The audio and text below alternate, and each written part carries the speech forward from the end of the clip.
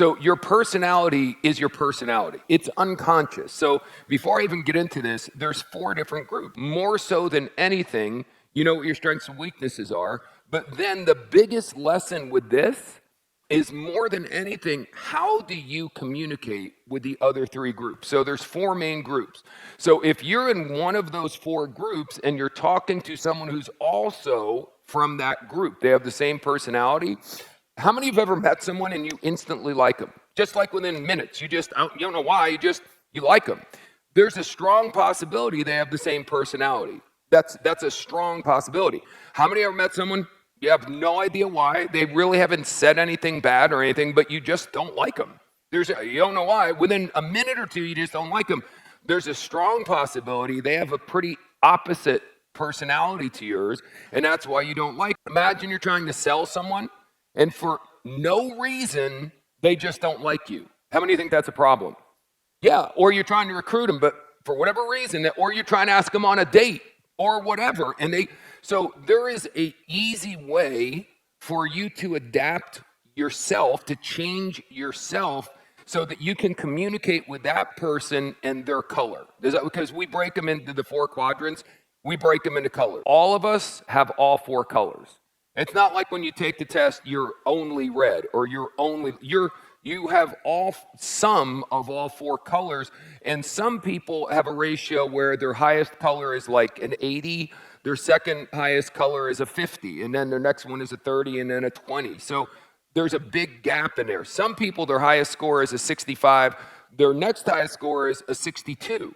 So they're almost the exact same in 2 different colors. So this is not an exact science. Does that make sense? But it helps. If I'm talking to you and as I'm trying to sell you, trying to recruit you, trying to do whatever with you, within literally 30 seconds, I can figure out what color you are or what colors you are if you're high in 2 of them.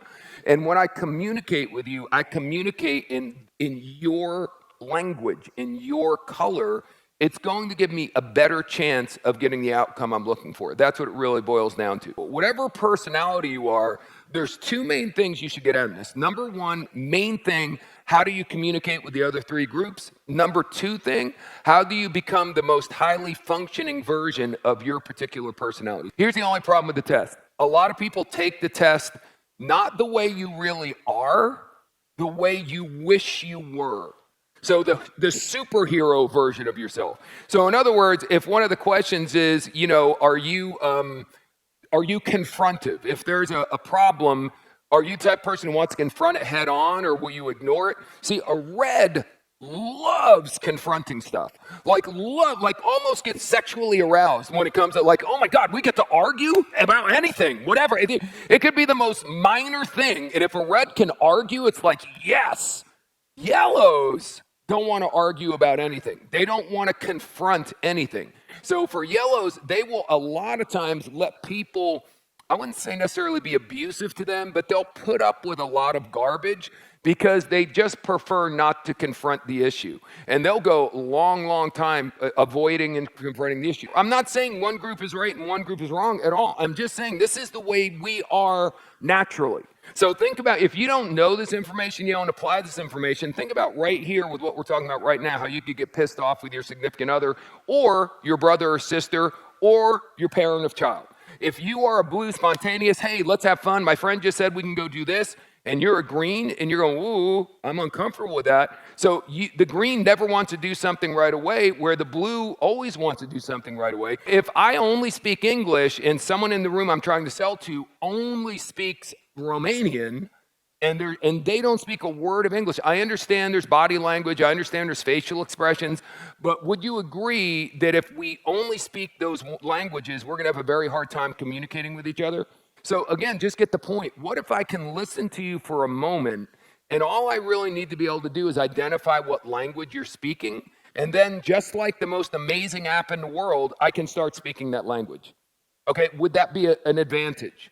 So it's exactly what we're doing. All I have to do is listen to you for a little bit, figure out what your main dominant trait is, and then I start speaking in that language. All you need to do is learn how to figure out someone's predominant color, which I'm going to teach you in 2 minutes, and then you shift. So let's do the opposite. Let's say right now I'm talking to instead of me being red and talking soft, because I'm talking to a yellow, how about the opposite? How about my normal tone of voice is talking like this, and now I'm talking to a red? So if you talk to a red in this tone of voice, they're going to want to strangle you pretty quickly. So I'm going to talk a little bit louder, even though that might be really weird and uncomfortable to me. Just like if my natural language is English and now I'm going to speak Romanian, it's going to be hard. I'm going to have to be conscious about it. I'm going to have to really, some of you guys speak multiple languages. You know exactly what I'm saying. You can do it, but it requires a lot of effort. That's what it's like when a yellow is talking to a red, or when a green is talking to a blue, or whatever the case might be. So you need to understand the other three groups, and you need to understand what their buttons are. If there's one reason why people don't use this information after they learn it, it's because right here, a lot of people have what I would call a crippling or a limiting belief that it's hard to figure out somebody's color. Okay? So if in your mind, it's the only thing that matters is what's in your mind. Henry Ford, one of the most successful people in the history of the world, said the man who thinks he can and the man who thinks he can't are both right. By the way, ladies, back then there were virtually no women in the workplace, so I'm sorry he was such a chauvinist, but that's what he said. So the person who thinks they can or the person who thinks they can are both right. So the person who thinks it's hard and the person who thinks it's easy are both right. So why don't you just stop thinking it's hard to read the other person? Reds and blues are both loud, okay? So if you meet someone and they're loud, their tone of voice is louder than normal, there's a strong possibility they're a blue or they're a red. If someone has put energy into their appearance, their hairstyle, their makeup, their clothing, whatever, then the chances are they're a blue or they're a red. Now, again, this doesn't mean yellows and greens put no energy into what they dress. The blues are more trendy. So anything that's fashionable, bright colors, like blues are pretty still. Reds just wear expensive stuff, and we don't like bright colors. Blues like to stand out. They like to be noticed, okay? Reds just want to wear the most expensive thing humanly possible. You know, they want the designer name, but they don't, it's not as loud, it's not as trendy. For a blue, when a brand new style of suit comes out, or like when the pants change and the blues go and get the newest shit right away, reds don't care. Like reds are going to buy expensive stuff and wear them for decades. Blues and reds, their energy is in their appearance. So if someone's looking sharp, if someone is loud, there's a good chance right there they're a blue or they're a red. And once you figure out one of these 50-50 things I'm giving you right now instead of trying to figure out which of the four colors there are, if you can immediately identify, okay, they're probably one of these two, it makes it twice as easy to figure out what they are. Whatever color you are, you're either typical, red, blue, green, or yellow, you're highly functioning, blue, green, red, or yellow, or you're dysfunctional. So the big second lesson here is do not be the dysfunctional version of yourself. So a highly functioning, a dysfunctional red is so egotistical and self-centered. By the way, a dysfunctional red will do anything to win. Now, I know you just heard what I said, but did you really heard what I said? They'll do anything to win. That means they will lie, cheat, or steal. You know who criminals are? Dysfunctional reds. You know, I didn't work, but if I can walk down the street and mug you and take your stuff, now I can live the lifestyle I want to live. So criminals are dysfunctional reds. I'm not saying all dysfunctional reds are criminals. I'm saying a lot of criminals are dysfunctional reds. So my point is, whatever reds literally could care less about the people in their lives. It's all about me, I. Now, a highly functioning red, I'm a highly functioning red.